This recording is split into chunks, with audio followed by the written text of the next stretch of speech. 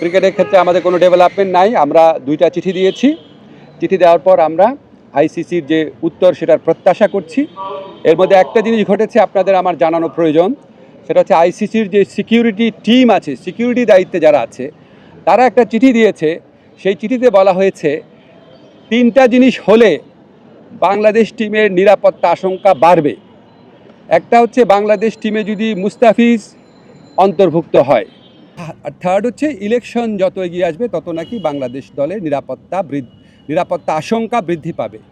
তো ICC security টিমের এই বক্তব্য সন্দেহাতীতভাবে প্রমাণ করেছে যে ভারতে বাংলাদেশ ক্রিকেট টিমের T20 বিশ্বকাপ খেলার কোনো রকম পরিস্থিতি নাই।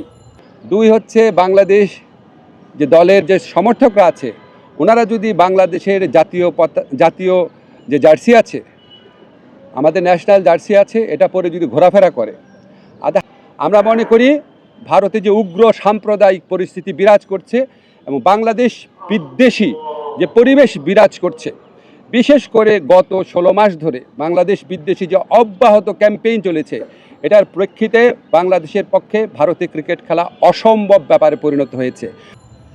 আইসিসি যদি আশা করে আমরা আমাদের শ্রেষ্ঠ বোলারকে বাদ দিয়ে আমরা ক্রিকেট টিম করব, আমাদের যারা সমর্থক আছে তারা বাংলাদেশের জার্সি পরতে পারবে না, আর আমরা ক্রিকেট খেলার জন্য বাংলাদেশের নির্বাচন পিছিয়ে দিব, এর চেয়ে উদ্ভট, অবাস্তব, অযৌক্তিক কোনো প্রত্যাশা হতে পারে না। মনে করি ক্রিকেট খেলার উপর কারো কোনো মনোপলি থাকা উচিত না।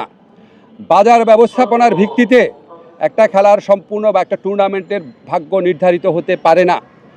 মুস্তাফিজের পর্ব এবং এরপরে আপনাদের যে চিঠির কথা বললাম সেটার মাধ্যমে এটা সন্দেহাতীতভাবে প্রমাণিত হয়েছে। আমরা এই প্রশ্নে আমরা কোনো রকম নতি স্বীকার করব না।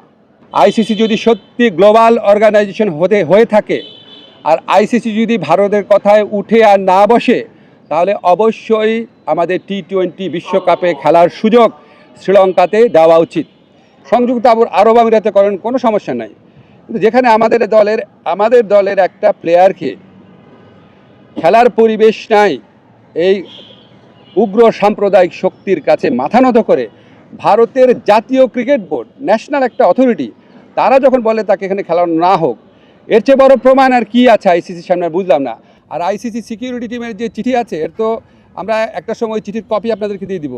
এটা তো সন্দেহাতীতভাবে প্রমাণ করে যে আমাদের ওখানে খেলার পরিবেশ নাই, ভারতের কোনো জায়গাতে খেলার পরিবেশ নাই। ধন্যবাদ। একটু আপডেট ছিল, আর তো একটু আপডেট হয়ে গেছে। একটা আপডেট ছিল যে আজকে দিয়েছে, মানে ক্রিকেটের যেটা, যে তারা শ্রীলঙ্কায় দিবে না, 2টা ভেন্যু চেঞ্জ করে কেরালা এবং 2টা ভেন্যু তো ইন্ডিয়াতে। আর জিজ্ঞেস করছেন কেন? আমি তো বললাম ইন্ডিয়া মানে তো ইন্ডিয়াই। ইন্ডিয়াতে কি আপনি মানে আমরা ইন্ডিয়ার কথা বলছি, আমরা তো কলকাতা বলি নাই। আমাদের বক্তব্য, যদি আপনার কলকাতার থেকে চেঞ্জ করে অন্য ভেন্যুতে দেওয়া যায়, শ্রীলঙ্কায় দেওয়া যায়, কোনো সমস্যা না। আমি পত্রিকায় দেখলাম, আমি জানি না সত্যি নাকি মিথ্যা, পাকিস্তান নাকি আমাদের টুর্নামেন্টগুলো আয়োজন করার প্রস্তাব দিয়েছে। পাকিস্তানে করেন, কোনো সমস্যা নাই। সব ধরনের খেলার খবর পেতে সাবস্ক্রাইব করুন, সঙ্গে থাকুন খেলার পাতার।